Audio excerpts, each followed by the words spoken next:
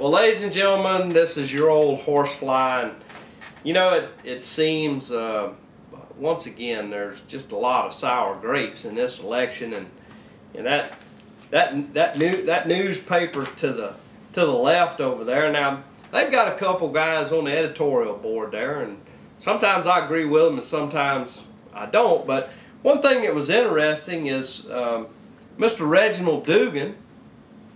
He actually, after the election, he said that out the gate in '08 becomes more than a political slogan. You see, he talked with our very own Loretta Aiken, and she had told him that that slogan was out there a lot, and he actually said that he didn't think that the incumbents would have any problem.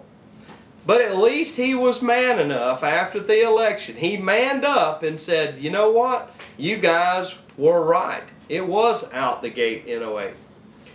Now another opinion writer for the Pensacola News Journal, I believe his name is Carl Wernicke. His story after the election was that was a cantankerous group of voters. And I want to read part of his little thought process here.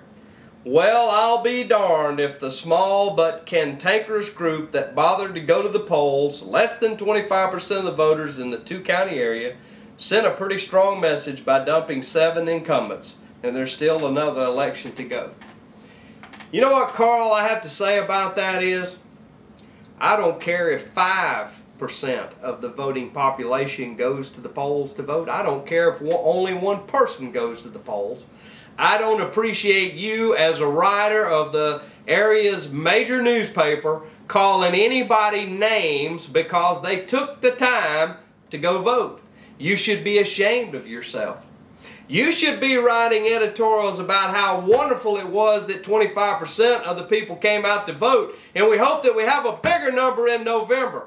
But no, you took an opportunity to call us names again. I want to point out to you that in the Stewart race, there were 6,980 cantankerous voters in that race.